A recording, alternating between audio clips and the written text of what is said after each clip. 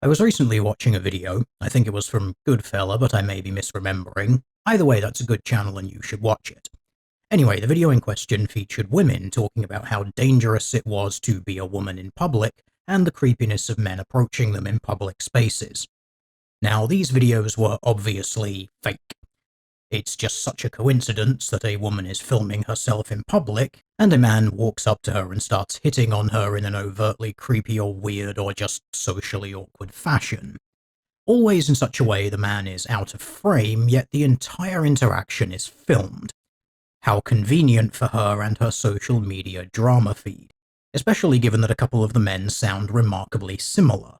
Almost as if they were the same guy, and this is just a publicity stunt to publish the same content from different places, so the videos could be tagged differently to try to go viral in as many different ways as possible. But I'm sure that's just me being jaded and cynical, and definitely not accurately appraising the state of the internet. Anyway, what did strike me was the obvious product placement in the video.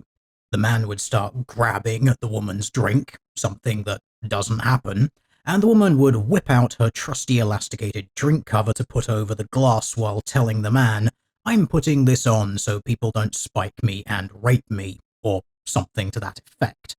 Now, this is obviously a setup. If you were concerned about people slipping things into your drink, you wouldn't wait until someone got handsy with your beverage on camera and then show yourself putting on a glass cover. You'd put it straight on at the bar when you got your drink, or immediately after it arrived at your table. I wouldn't be surprised at all if all of these videos featured ample product and or affiliate links in the box below the video. Everything online is, after all, completely fake these days. Not me though. I'm definitely a teal-coloured deer making videos on strange human topics and society from the middle of the woods somewhere. I would never lie to you, my dear watchers. So all of this raised a question in my mind. What even is the rate of prevalence of drink spiking? I had no idea going into this. My assumption would be that it would be quite low. The lifetime prevalence of rape is about 1 to 2%. Of all of those, it wouldn't be a surprise for some subsection of them to be drug-facilitated, or at least drug-enabled. This would lead to the assumption that spiking rates would be a bit higher than whatever that number is, because you'd have to take into account attempted but not completed, and people who get drugged for some other reason besides. As a random guess, I'd have thought it might be anywhere from 0 to 5% as a lifetime figure, but that is just a completely random stab at a number that might seem plausible, so I decided to look it up. If feminist campaigns and social media scare advertising is to be believed, it is a dangerous and vastly underreported crime of epidemic proportions, happening to millions of women, yes, women. Finding any literature on spiking being raised as an issue for men is vanishingly rare, to the point it may as well not exist. This danger to women is apparently everywhere, happening every day, and the entirety of society and the criminal justice system tells them to not bother reporting because they won't be believed and no one cares anyway. Now shut up and drink the rape juice. Well, let's see if any of that is true, and look at the actual rates of reporting, people being tested when reporting, and any convictions that may come from those reports. In the UK, we have a charity, Drink Aware. It's pretty much the first thing people think of when it comes to any sort of drinking and or alcohol-related anything. There's always signs up for it in supermarket alcohol aisles, television adverts, etc., so it seems like a good place to start. They have a webpage that links to a study from Anglia Ruskin University. This study purports to be looking at the rates of drink spiking. This paper from 2024 shows 5 different studies, and we'll be going through them. Study 1 was a survey collected through the YouGov website. It uses 2 different samples, one from 2022 involving 6,318 people, and the other from 2023 involving 10,473. There is a bit of a problem I have with the 2022 numbers. Mainly that, as they admit, there was no time limit on when the answers could be framed. In other words, it was an at any time in your life question. These are notoriously unreliable because people's memories and perception of their life history in general change over time, and, more importantly, can be influenced or manipulated by outside sources. This only becomes easier the more time passes. In 2023, they introduced a time-bound question. in the last year. This is more likely to give a more accurate reflection of people's opinions. While there is some interesting data here, in that people who did not report the event, half did not report to authorities because they thought it was pointless, some number of people report being victimized of other offences post-event, such as 30 cases alleging rape, 63 alleging sexual assault, 26 robberies, etc. This study fails on one major hurdle, by far the biggest I see consistently in studies of this nature. There is no proof of spiking. What we have here is an opinion survey of people. No medical evidence of alcohol use or drug ingestion or needling was used, nor any evidence of the post-spiking crime happening either. It also uses loaded language in the form of victim and survivor. We see this sort of linguistic manipulation in other similar studies regarding things like rape. It basically just asserts and takes as a given that the thing happened, with no objective evidence to prove it did. While this data is interesting in itself in that it provides some insight into how people think or feel about their experiences, it provides no evidence as to the prevalence of spiking, or if such a thing happened, and as such is going to be discarded. Frankly speaking, I don't care what people think happened to them, I care about what actually happened to them. Study 2. This one only concerns itself with reduction and prevention practices. It contains nothing at all regarding the actual solid evidence of prevalence of drink spiking or needling. Half of the 30 places polled did allege that they were aware of spiking incidents occurring on their premises. However, there is no proof that this happened. It's just clubs, pubs, and bars saying it did happen, and they have some measures to prevent it, such as CCTV, staff training, posters and pamphlets, etc. In other words, they may simply be following the believe the alleged victim mantra. Either way, this study provides no proof and can also be discarded. Study 3. This study is evaluating the efficacy of drink spiking detection kits. This can help prove if a drink has been spiked with something. It won't show if a person has been spiked, after all they would have to consume the beverage in question, but it may point us in a direction of potential spiking, which will probably have some correlation with completed spikings. However, this study only looks at the reliability of such tests. It does not apply it to a wider case study. However, we're going to look at it anyway for the foreshadowing, if nothing else. It begins by indicating the kinds of tests used, in this case color-based kits that change color when reacting to certain substances, and immunoassay kits that will release a dye when attaching to certain molecules, turning a strip a certain color. Similar looking tests, but different mechanisms. This study does note the presumptive nature of such tests. They cannot 100% confirm the presence of a drug, and do have some rate of false positives and false negatives. This can be due to outside variables and things like mimicking substances, cases where different molecules or substances can interact with a test the same way the target molecule or substance does, despite being different because they contain similar molecules or react with something else present to release a similar substance that the test will pick up. They do not disclose the specifics, and without knowing exactly which manufacturers and testing products are used, I can't find that out either. It's just something we have to be aware of going forward. The researchers have 3 color testing strips, CT1, CT2, and CT3, and 2 immunoassay-based testing kits, IAT1 and IAT2. The first major hurdle in this study is the unreliability of these tests. As the researchers found, color-based tests, CT1 and 3, include some degree of subjectivity as to the exact color that some of the color strips have changed to, and that even things like changes in light can alter the perception of results. The researchers noted that one of the strips contained contradictory information with regards to the instructions and the color references shown on the strips themselves, which sounds to me like the box instructions don't match what is on the strip itself. This would effectively make the product useless by itself if deployed to the public, in my opinion. The other color test, CT2, which seems to be part of a wristband arrangement, reacts with water and rain and will change blue as a safety feature. This should not happen when water is present in other liquids, but does mean that water itself cannot be tested. I have questions concerning this particular product. Sweat is also water-based and something that is supposed to change color when reacting with the substance, having previously changed color to something else first. I can't help but see this as potentially biasing or altering the results or just making them difficult to read.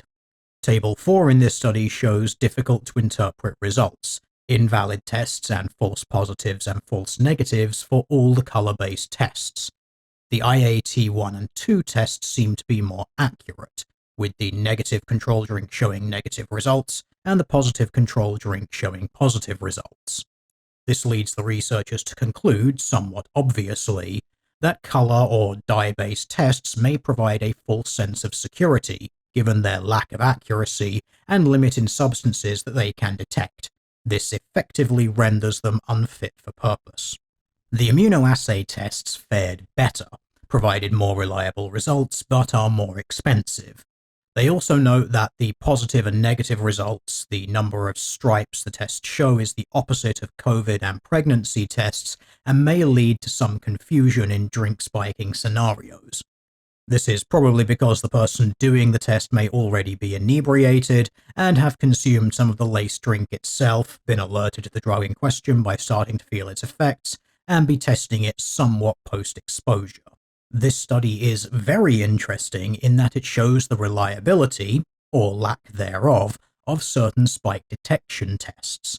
However, it provides no information on the prevalence of drink spiking and must also be disregarded. It does, however, serve a somewhat important, if not unfortunate, indication. That is, going forward, we will have to pay close attention to any tests used in other studies reporting rates of spiking by testing drinks to indicate the reliability of the tests used. It indicates to us that color-based tests may not be yielding accurate data, and we should prefer immunoassay tests if one, the other, or both are offered. In other words, it now casts doubt on the reliability of color-based testing in future studies. This is unfortunately going to be very important for the next study. Study 4. This one actually does test for drugs in drinks. 4 studies into a 5-study paper about drink spiking, and we finally have one that actually attempts to find spiked drinks. Wonderful. And at the risk of jumping the gun before I've explained what's going on in light of what we've just learned from the previous study, I'm just going to put the results on the screen. Well, damn. Okay, so let's actually look at what's happening here, and we'll return to this results table shortly. This study was looking at drinks in the Cambridge area. Out of some venues approached to take part via the Cambridge Constabulary, 4 ended up taking part. Some leftover drinks, post-consumption but pre-glass washing, were collected and tested. 236 samples were collected. Duplicate samples were prepared for GCMS analysis, which is gas chromatography mass spectrometry, which is a very accurate and reliable test. It identifies and quantifies substances within a sample and is used not only in drug detection, but in other fields like food safety. The others were tested using the aforementioned color and immunoassay tests. This brings us to the results. There is noted to be some difficulty in using the more reliable immunoassay tests because they require a larger volume of liquid. They also note the limitations in which tests can test for which substances. This returns us to our results table. In a small number of cases, you can see the sample numbers on the left. Missing numbers are samples that were negative across the board. The least accurate color-based test showed positive results in a small number of samples. Those same samples, when tested with the more reliable IAT and the most accurate GCMS, came back negative across the board. There were 5 cases where IAT1 showed positive for GHB, while all the other tests, barring CT1, in 2 of those samples showed negative. When exposed to GCMS testing, they came back negative. This leads to the conclusion that all drink samples tested negative for all the 39 drugs and pharmaceuticals being tested for across all sample kits, excepting alcohol, of course. Study 5, this one is by far the most important. This looks at urine samples of people who have gone to the police alleging having been spiked. The police handed over 8 samples. There's an odd note here that these samples were deemed to have been of no further evidentiary use. I don't know what this means or what to make of it. To me, it sounds as though these samples are the ones where the police have no reason to suspect anything, which would bias the results because they're basically handing off things they know or highly suspect will not show any positive results. Or there may be some other reason I'm not familiar with, perhaps ongoing cases or something. Either way, we'll work with what we've got. There's notes as to what the tests will look for and in what amounts. Certain tests have certain minimum thresholds past which they won't find something, even if that something may be present. There's also the important note that many of these tests also test for metabolites. So in the case of cocaine, as mentioned, it not only tests for cocaine itself, but the 3 metabolites. The 3 things that will be found in your body once your body has interacted with it. Going straight to the results, negative across the board. You may look at this and think some of the sample collection to analysis dates seem odd, 15 months from collection to testing. The samples were frozen and stored correctly to maintain their evidentiary standards in line with police protocol, which would make it sufficient for criminal justice proceedings. The only things found in the sample of note were, unsurprisingly, caffeine, nicotine, aspirin, and a single case of sertraline.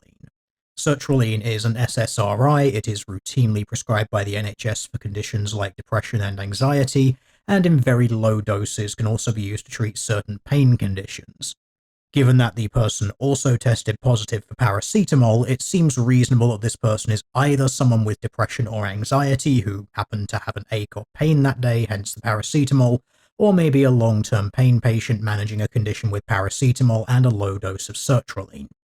Either way, this is the only person of note and is of no concern because sertraline, like all other SSRIs, cannot be given in acute doses to do anything to someone.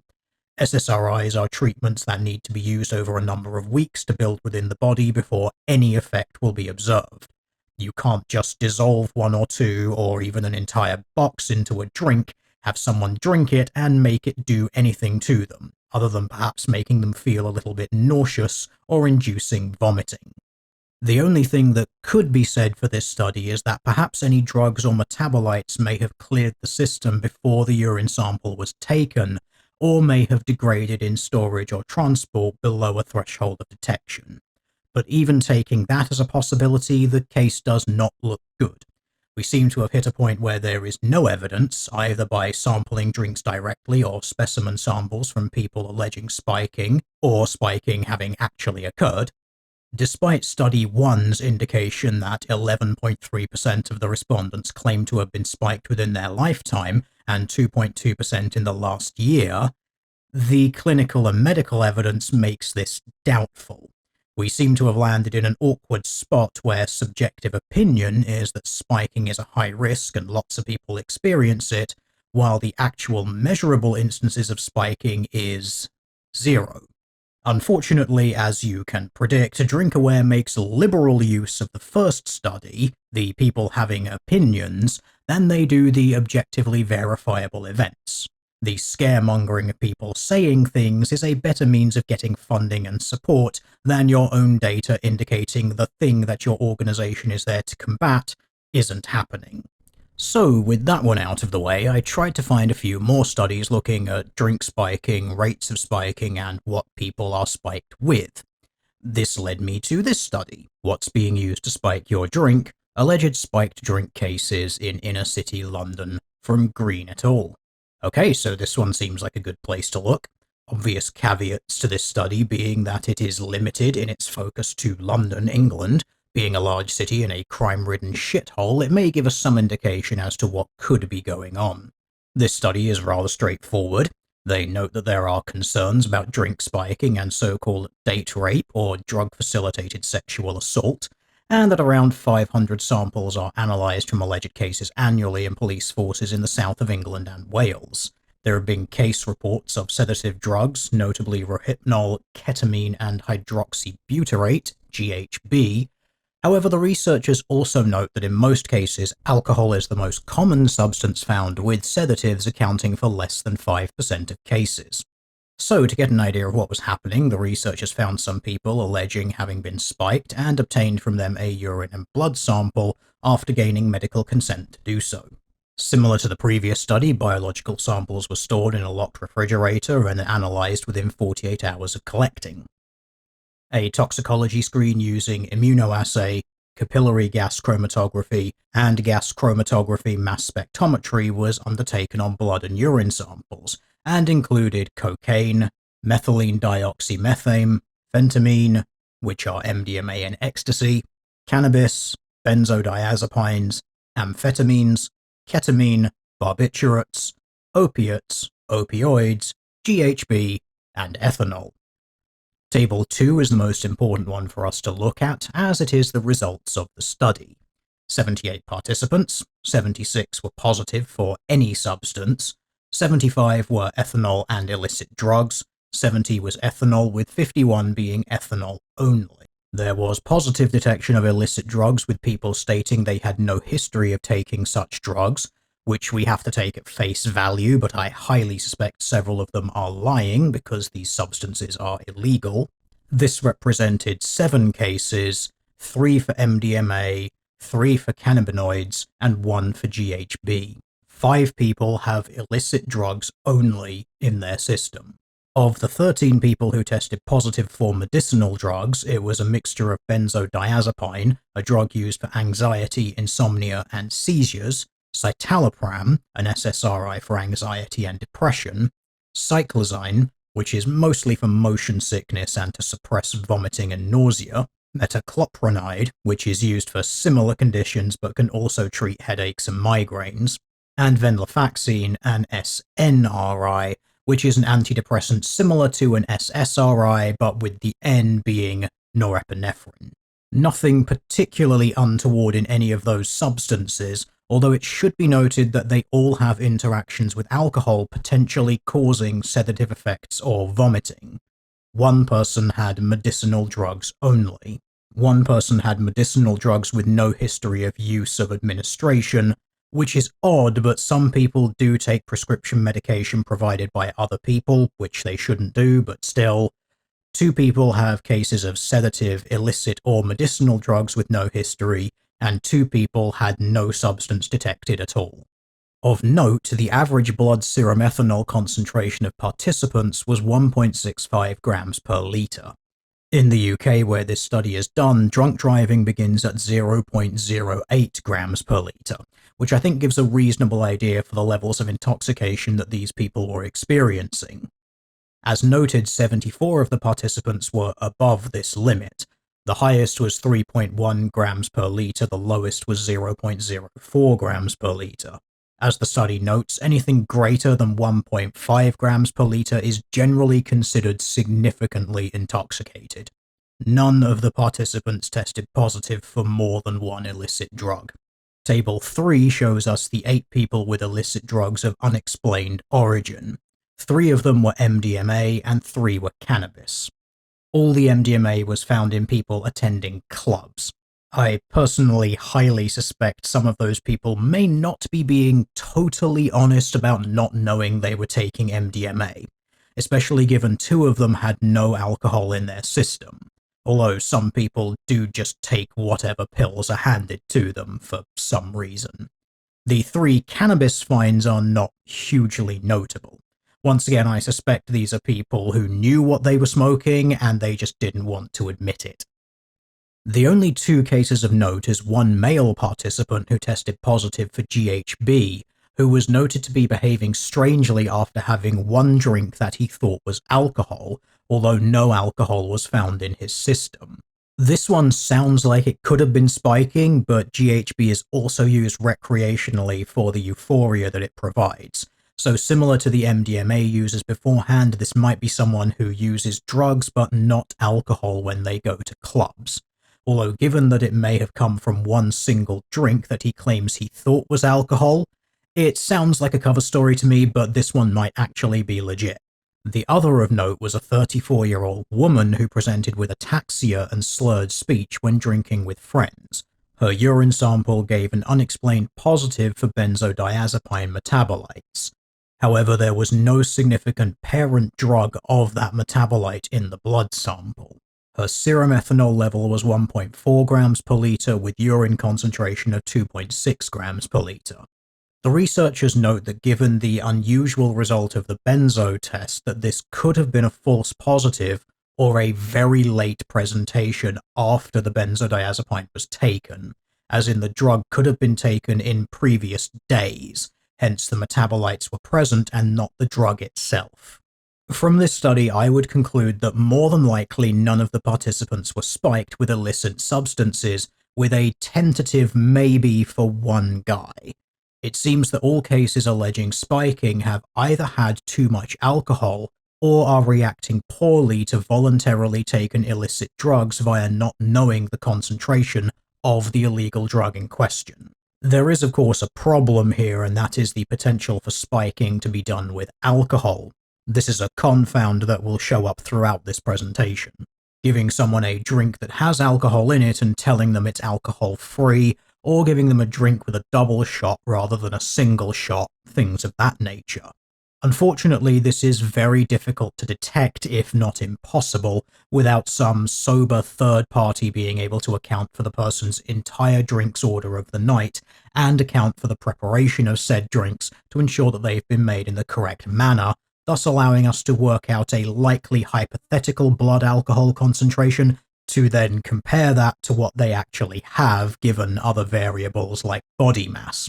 Suffice to say, with this study and the previous one, the case of drink spiking is not looking good in general, in that it seems we thus far have no cases. With that study out of the way, let's look at another one. A study of patients presenting to an emergency department having had a quote-unquote spiked drink by Hughes et al. As the study begins, quote, "The use of alcohol and sedating substances by rapists is a centuries-old practice," end quote. Coming on a little strong there. It then goes on to note that there has been increased coverage of it in recent years, particularly focusing on sedatives such as Rohypnol and GHB. It also goes on to note that there have been increased claims in spiking, but a lack of actual evidence that it happens at the reported rates. This study attempts to illuminate that darkness. Over a 12-month period from October 2004, all patients over the age of 16 presenting to an emergency department alleging spiking were entered into the study. As noted, the entry was based purely on the claims of the people saying they were spiked. Blood and urine samples were collected, and there was a follow-up phone call questionnaire about where and when the alleged spiking happened, and if it was reported to law enforcement. Data was also gathered as to whether or not the person was taking any medication at the time. The blood and urine samples were analysed for cocaine, amphetamines, cannabinoids, opiates, methadone, benzodiazepines, ketamine, diphenhydramine, GHB, and Rohypnol.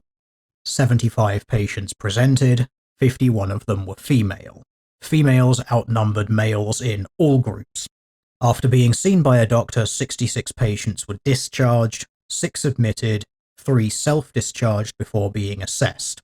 The 6 patients admitted, 4 were because of intoxication, 1 was for social reasons, and 1 for vaginal bleeding. There appears to be no follow-up on that one, so it may simply be due to menstruation. 42 urine samples were obtained, tested, and analysed. 8 of them tested positive for drugs of misuse. Not one of them was Rohypnol or GHB. Looking at figure 1, you can see all but 2 of the people attending tested positive for a not insignificant amount of alcohol. Only 2 had no alcohol detected, but 1 of those also tested positive for drugs of misuse. Box 1 shows us the drugs that were tested positive for. 4 of them were some form of amphetamine, 3 for opiates, and 1 for cocaine. I think it is reasonable to suggest that these are probably recreational drug users, with the possibility of the opiates having been medically prescribed, given that 2 of them were codeine. Morphine can be prescribed, but it is rare because of its potency.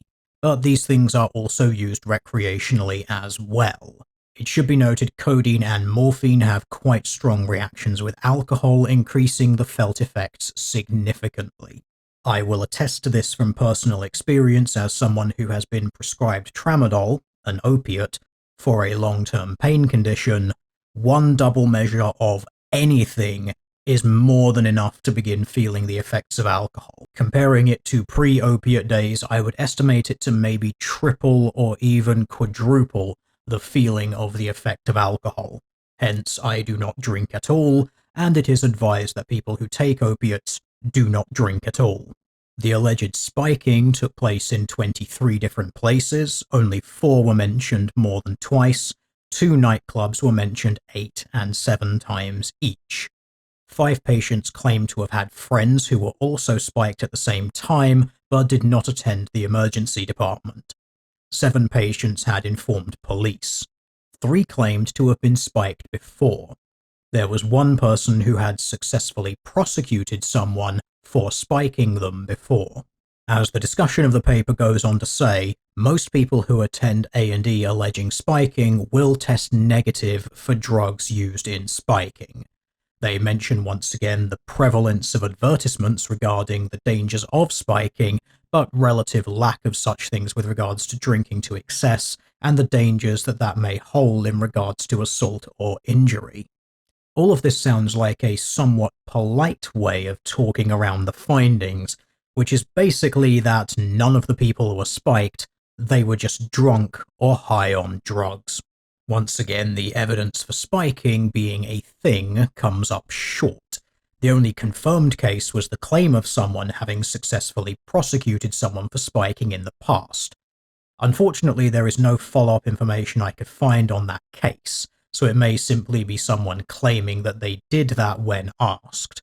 I'm not going to state that they lied about the prosecution, but with no evidence it happened, we will just have to take them at their word.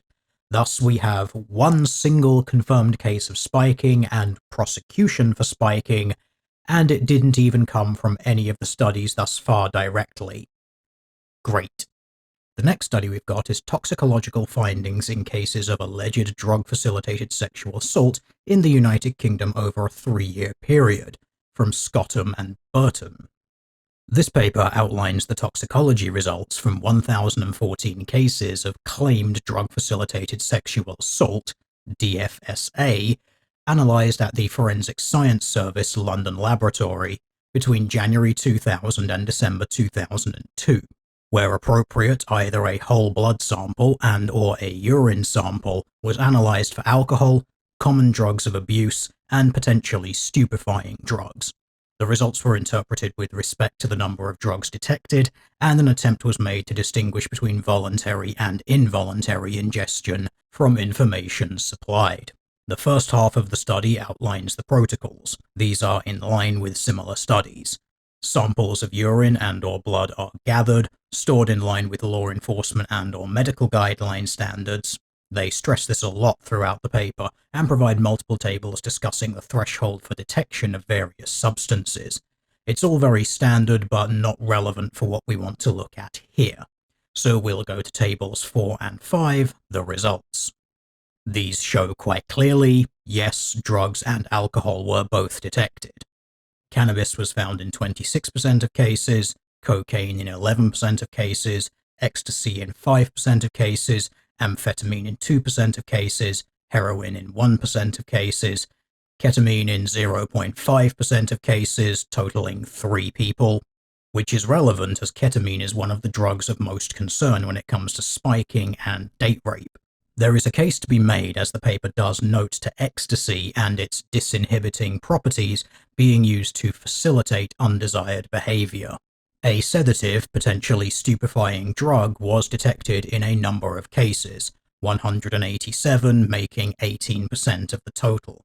However, in the vast majority of cases, information provided by the police officer in the case, either initially or during follow-up discussion, rendered the drug irrelevant to a spiking allegation, e.g., taken therapeutically by the victim or taken after the incident. Only 21 cases, approximately 2% of the total, were attributed to involuntary ingestion, i.e., a deliberate spiking DFSA. This number included 3 cases in which the drug involved was ecstasy, which is a disinhibiting as opposed to a sedative drug.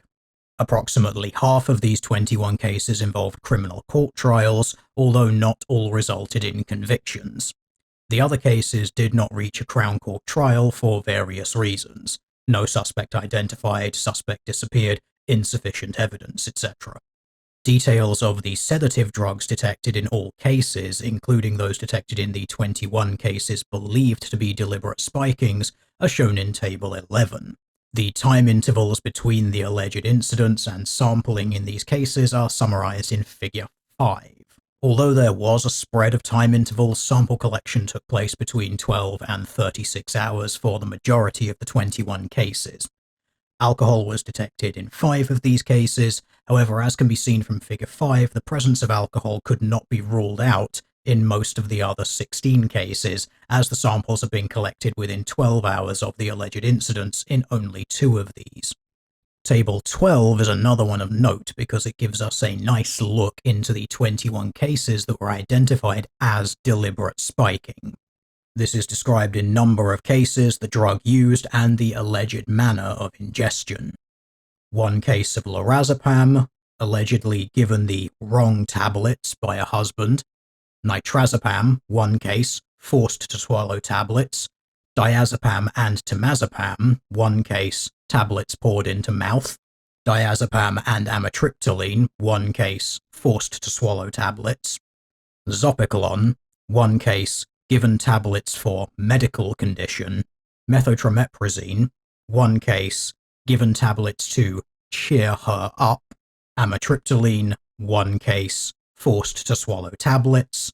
Cocaine, 2 cases, fingers coated with cocaine rubbed onto gums, giving us a total of 9 cases, or 1% of the total.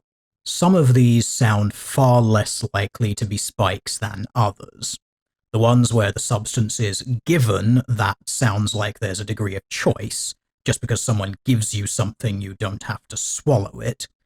There are cases of being forced to swallow things, the 2 being fingers coated in cocaine rubbed onto gums. I don't know what to make of that as being involuntary. I suppose the state of the person receiving the rubbing has to be taken into account. If they're already severely intoxicated and perhaps low in consciousness, perhaps.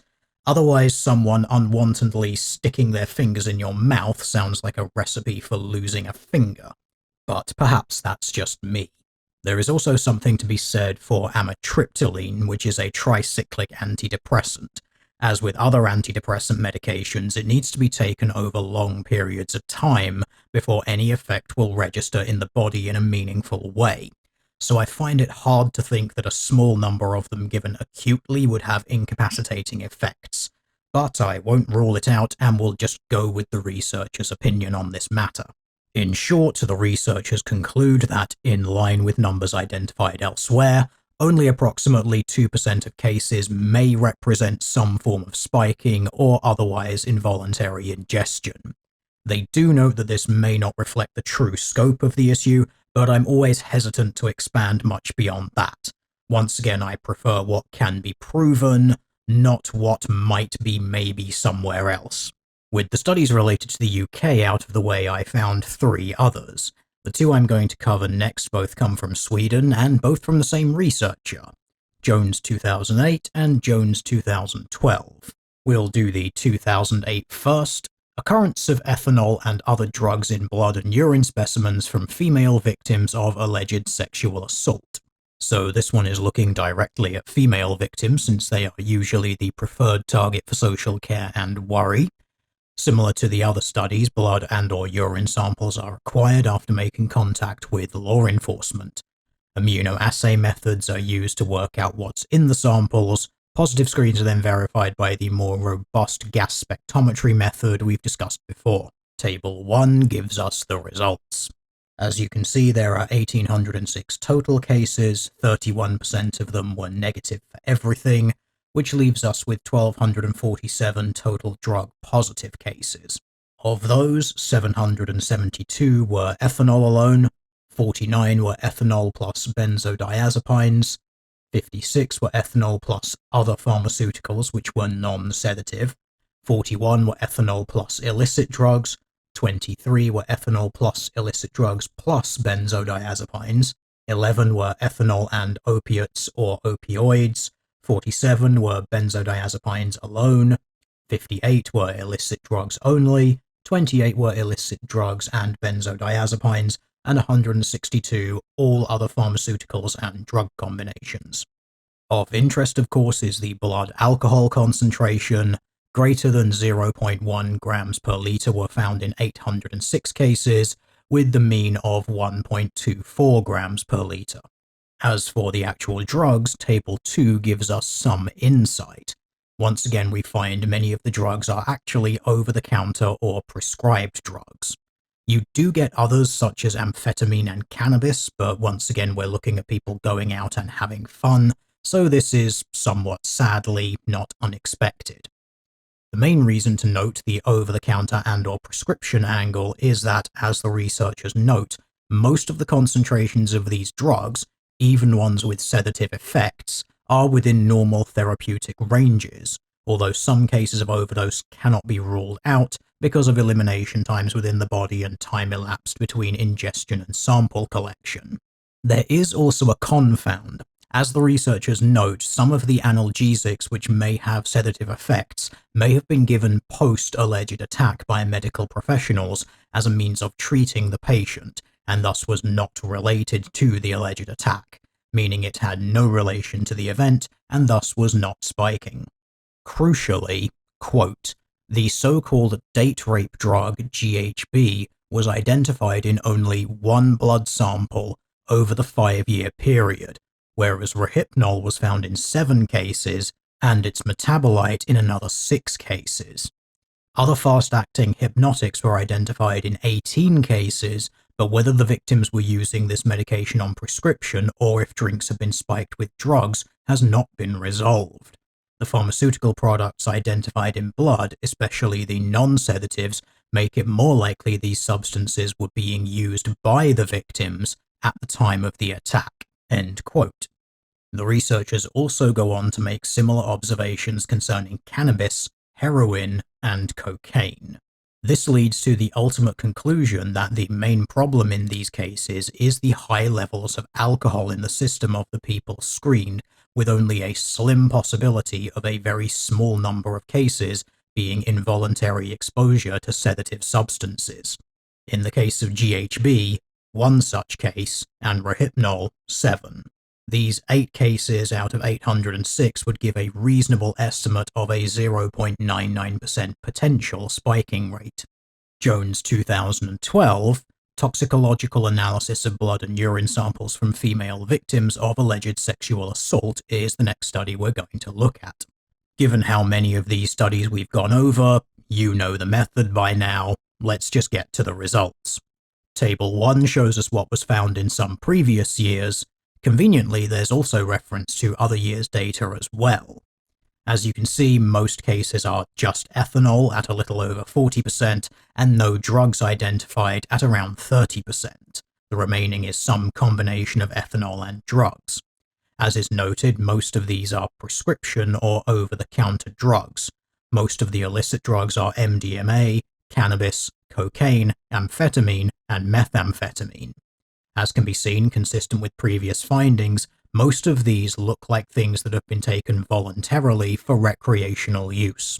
The discussion section notes that of all the alleged drug-facilitated sexual assaults, only about 2% of them had evidence of covert drug administration. It also notes the relative lack of males reporting. This is an important point and we'll discuss it at the end. Further of note was the study stating this as conclusion, quote, the hypnotic drug zopiclone was identified in 13 blood samples, and this substance might render people drowsy, making them more susceptible to sexual crime. A likely scenario is that zopiclone was taken as a sleeping aid, whereafter victims became vulnerable to sexual advances from an acquaintance or perpetrator. The benzodiazepine anxiolytics diazepam and alprazolam were also identified in blood samples, and this medication can alter a person's awareness and judgment, especially when combined with alcohol. Once again, this points more than likely to drugs being taken for other reasons, with a possibility that some of these cases may be acute in the form of spiking. However, we are looking at 13 cases out of thousands that may have had the potential to be spiking with those substances. The final study is Hagemann 2013. This one is from Norway. The methodology is pretty consistent with the others that we've already seen, to the point I'm not going to go through it, as there's no notable, yes, this is hugely different, that is worth noting. 264 patients of age equal to or greater than 12, which is interesting because we're capturing the potential victimization of minors, in which alcohol itself would be a problem because of age. Ethanol and drugs were found in 115. Of the 50 testing positive for drugs other than ethanol, benzodiazepines and benzodiazepine-like drugs were found in 31, central stimulants in 14, cannabinoids in 13, and opiates in 9. None tested positive for GHB. In total, 57 patients, 22%, suspected proactive DFSA, but only 5 had findings of sedative drugs that were not accounted for by self-reported voluntary intake. No cases could unequivocally be attributed to proactive DFSA. Among the 120 patients tested for ethanol within 12 hours after the assault, 102 were positive. The median estimated blood alcohol concentration at the time of assault was 1.87 grams per litre. Patients testing positive for ethanol more often reported a public place of assault and a stranger assailant. Higher estimated blood alcohol concentration at the time of assault was associated with higher frequency of suspecting proactive DFSA. Ethanol was the most prevalent toxicological finding in urine and blood samples from victims of sexual assault, and high ethanol concentrations were also detected. Among the patients suspecting proactive DFSA, very few had sedative drug findings not explained by voluntary intake. It seems like opportunistic DFSA rather than proactive DFSA dominate among the sexually assaulted attending the SAC. Figure 1 gives us a very nice visual breakdown of this. Interestingly was the 109 in which neither alcohol nor drugs were detected. In the 155 which had both drugs and alcohol only was found in 105, drugs only in 36, and drugs and alcohol in only 14. Table 2 gives you another breakdown of blood and urine samples in 264 female patients from 2003 to 2010.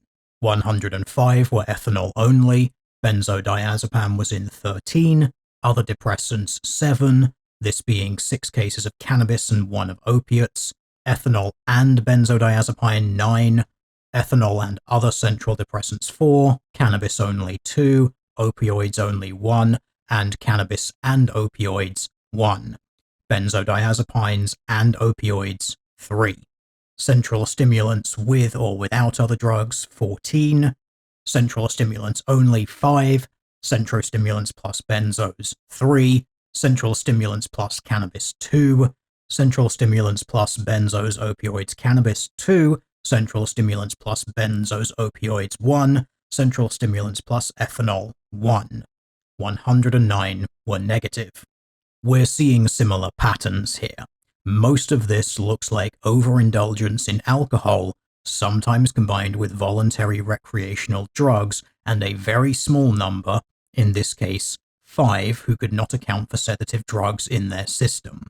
We do, of course, have to take into consideration that these people may not be being 100% truthful in this regard, because they may be taking illegal drugs, but for the sake of the honor system, we will work on the assumption that this is not the case, and go ahead and assume that this was them being given something or taking something and not knowing what it was or being aware that it happened.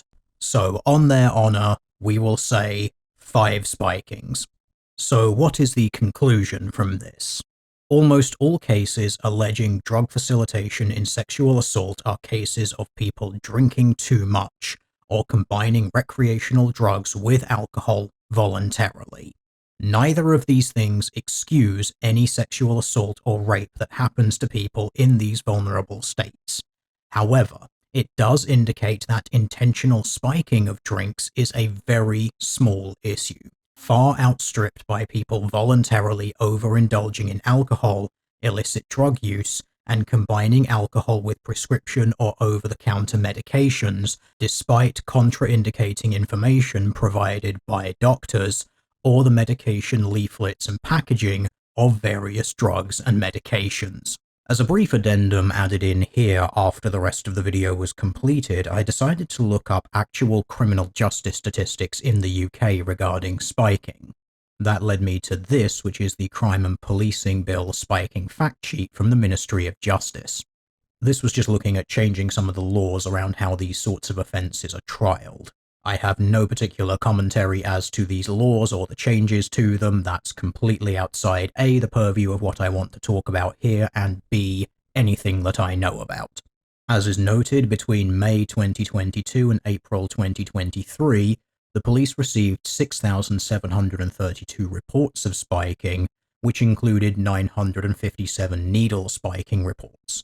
On average, the police received 561 reports a month, with the majority coming from females who believe their drink has been spiked, though spiking can affect anyone.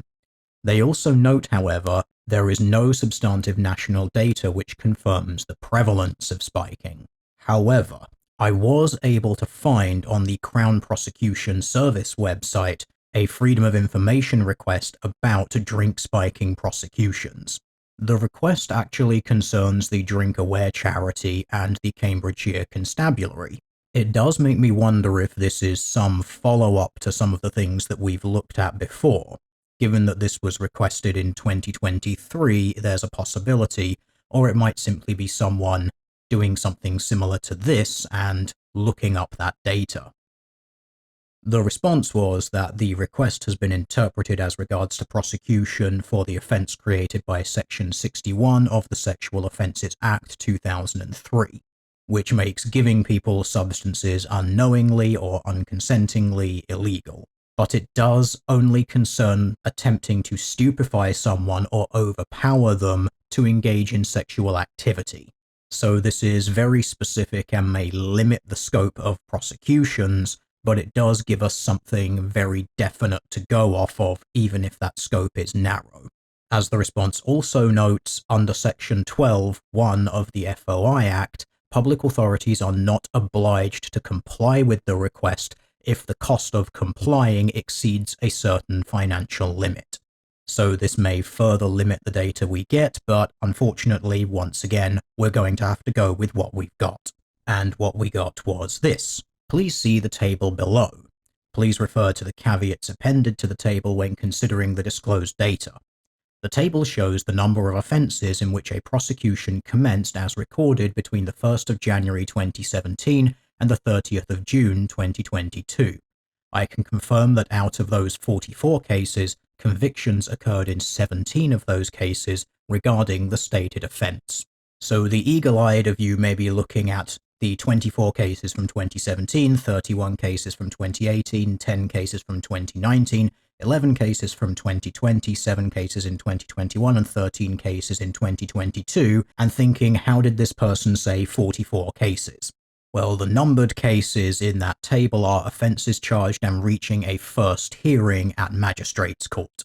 As the notes indicate, offences recording in the Management Information System Offences universe are those which reached a hearing. There is no indication of final outcome or if the charged offence was the substantive charge at finalisation. Data released to the number of offences recorded in Magistrates' Court in which prosecution commenced as recorded on the case management system, and offences data are not held by defendant or outcome. So the 44 stated cases, which go on to 17 convictions, seem to be the ones that have made it beyond that first look.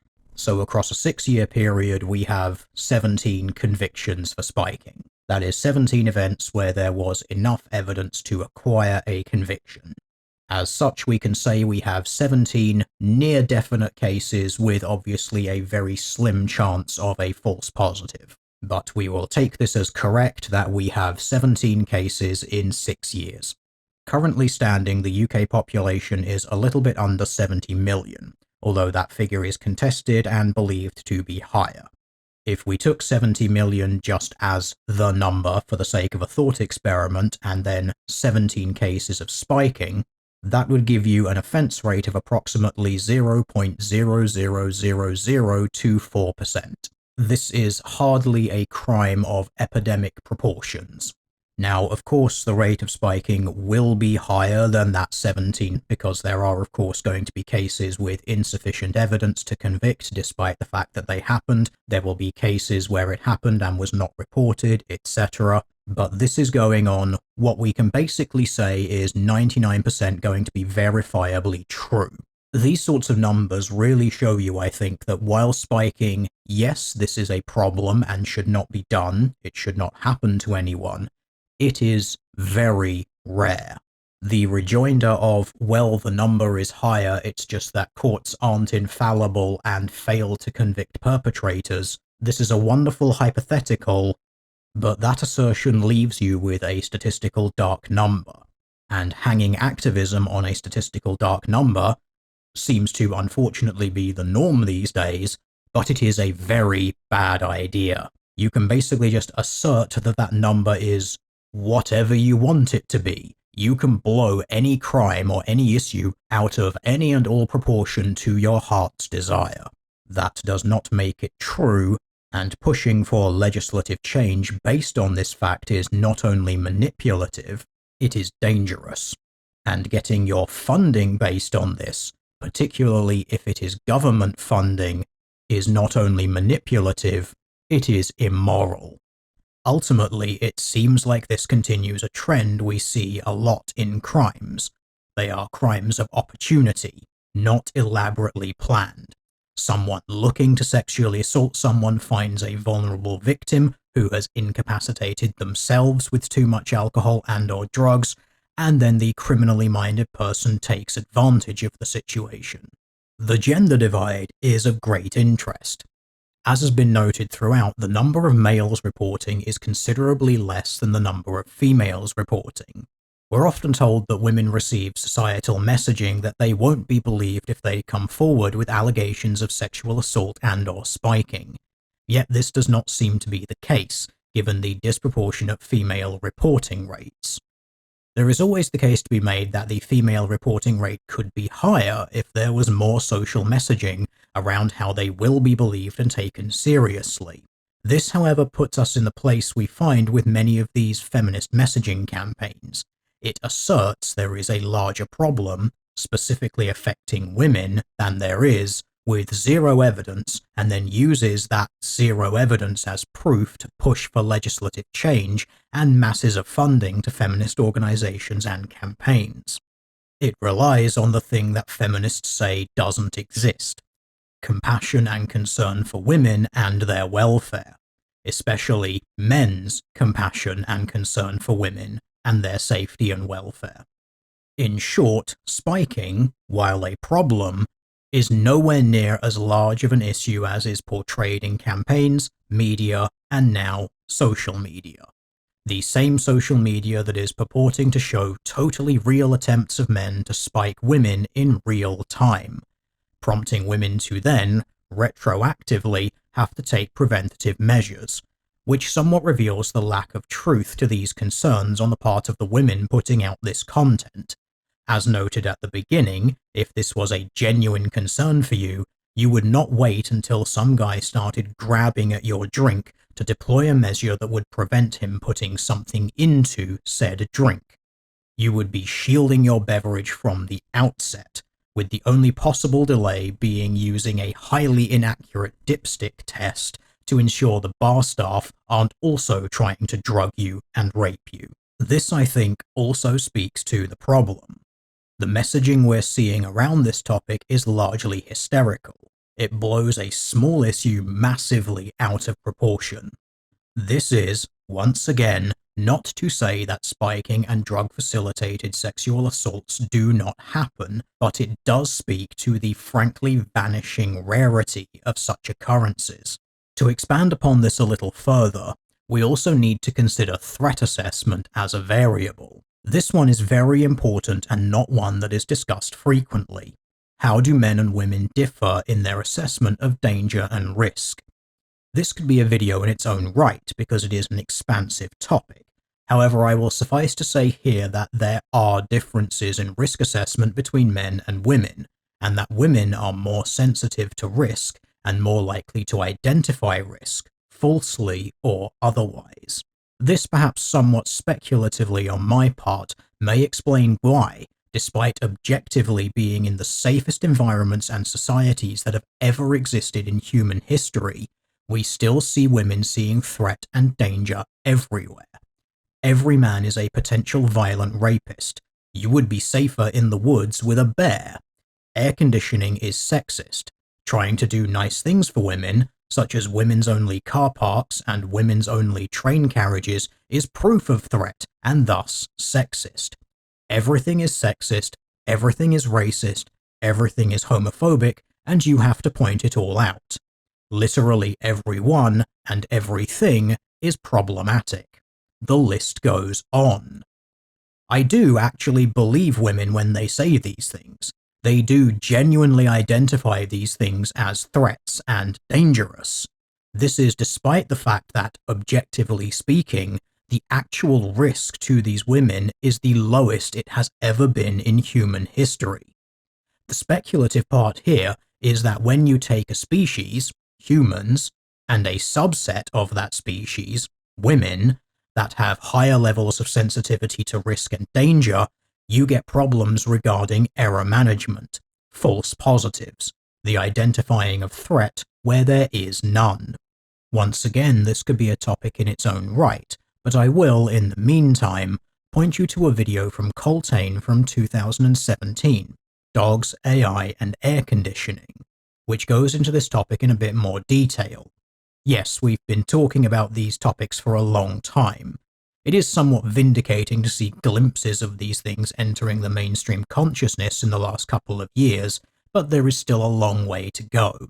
Society and the new wave of political, social, and gender relation commentators have a lot of catching up to do. About 15 years, in fact, if you want to go back to the old days of things like Blog Talk Radio, but that is a digression into a personal interest of mine.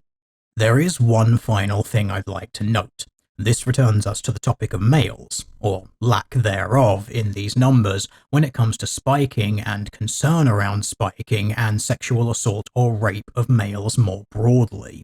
There has been an interesting observation made from recent studies about something nicknamed the Millennial shift. This is a changeover in typical sexual assault and rape patterns in the Millennial generation and subsequent generations. This shift is that women are now committing more sexual assaults and rapes using drugs and weapons than men are. This is a seeming first in history. It is also noted that women's attitudes towards men are worse now than they were in decades past. This speaks, I think, to the wider social landscape and the so-called gender war, the narrative that men oppress women everywhere at all times. The narrative men use violence and rape to keep women subordinate to them. The narrative that men are the cause of everything bad in the world and in the life of every woman. Is it any wonder, then, that we see a pattern such as this develop, wherein women care less about men, have worse opinions of men, and are now raping and sexually assaulting men with drugs and weapons at greater rates? However, this is yet another topic that could bear being teased out in its own time and presentation, and is outside the purview of what I want to cover here. I simply find it frustrating to see people claim that men only want to beat and rape women into submission, and have organized the entirety of society to benefit men at the expense of women, when in reality, men love and care for women, and want only to make society safe and comfortable for women, and have organized society in such a way that the resources of society are disproportionately created by men, but disproportionately given to women. But once again, that is another topic for another time. With all that said, thank you for watching, ladies and gentlemen, and I will see you in some number of months when I next arise from my lengthy slumber, to talk about something else in far more detail than it deserves.